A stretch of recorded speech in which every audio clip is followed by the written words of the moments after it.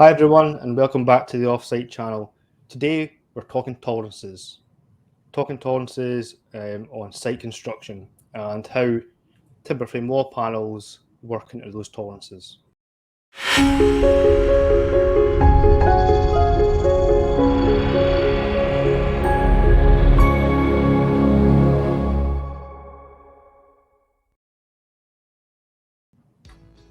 And today what we're going to be doing is we're going to be reviewing a document produced by the LABC.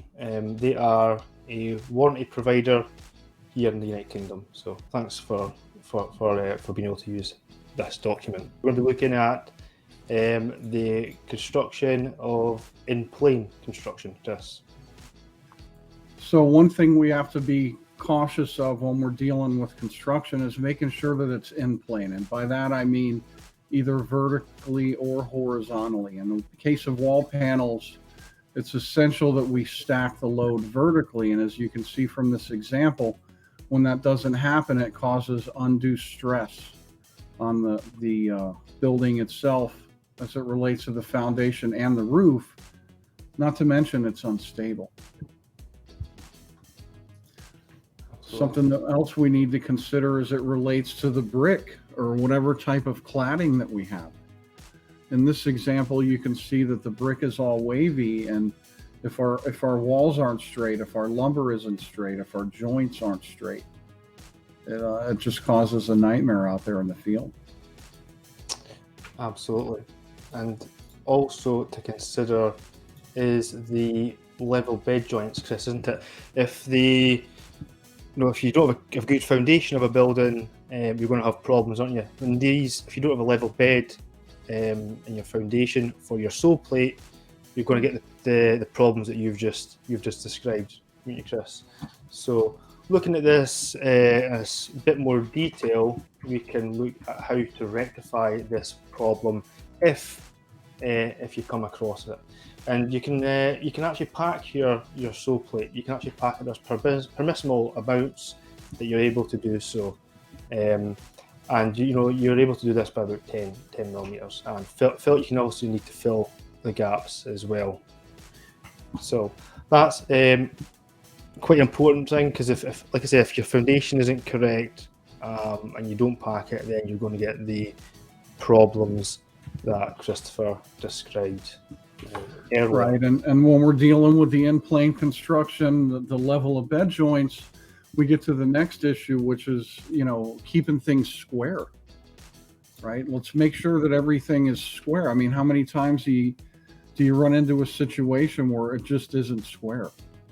And this can be also vertically and or horizontally. It affects your windows, it affects your drywall. It affects your bottom sill, your top sill placement as it relates to the bottom sill, top sill of your top plate. Yeah. It can make your doors not fit. I mean, there's so many different problems that come to out of square, right?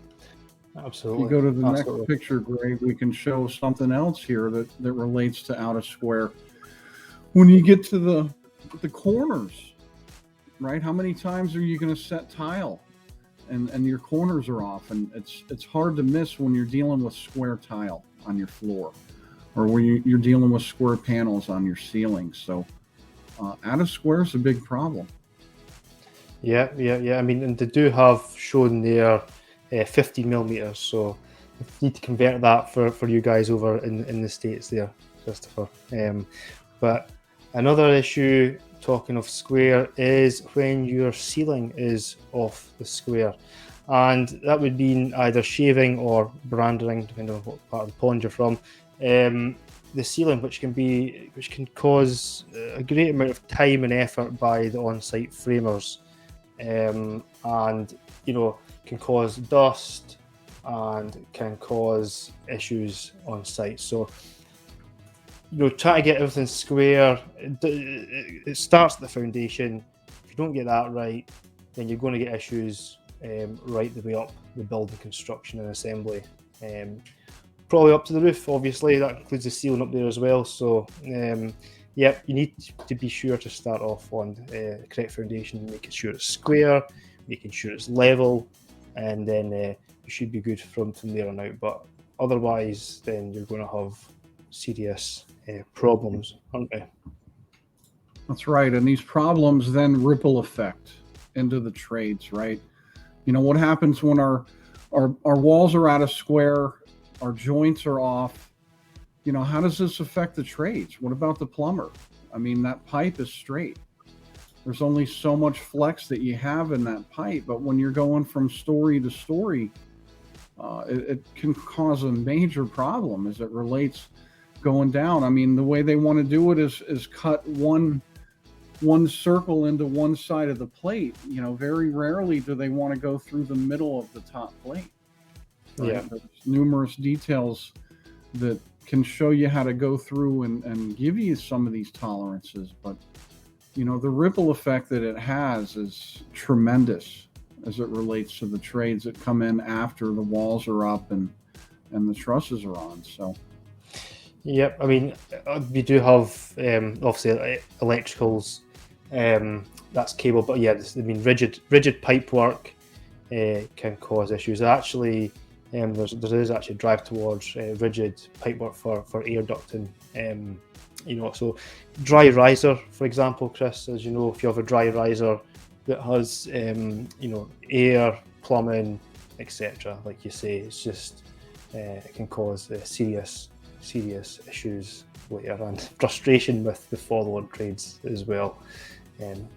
So yeah, these are fundamentals that we need to get correct, don't we? And it's often perhaps overlooked, but as timber frame manufacturers and component manufacturers, all we can do is provide good guidance and advice. So hopefully that the people that are constructing before us and then after us can do the best job they can do, because we are supplying a system of components, so we know what we need to be successful in that.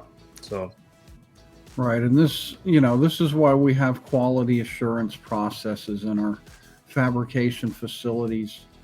Wall panels, they're not getting a seal, right? I mean, what trusses here in the States, we have what's called TPI, the Truss Plate Institute. Yeah. Quality assurance program. With wall panels, it's all over the place, as far as the quality assurance. There isn't, this set agenda, such as the TPI has. So not only do these fabrication tolerances cause the problems, but also the erection tolerances. And you combine the two, and the ripple effect is just tremendous on the quality of the structure itself. Yeah, there are things that are obviously out with our control, but we should have the remedial information to, like we mentioned previously there, Christopher, with the sole plate bed not being level. If we can come up with remedials to make sure that it's done and put right, which doesn't involve too much underground works, which can cost a fortune. So, right. But I mean, nobody wants to shim a bearing wall on an uneven foundation. No, we don't want to do it. No, absolutely not. But can be very costly exercise to fix that, can't it? So, absolutely. So, thank you all for tuning in today. Stay tuned for our next episode. Perfect. We'll be back and see you next week. Thank you. Bye-bye now.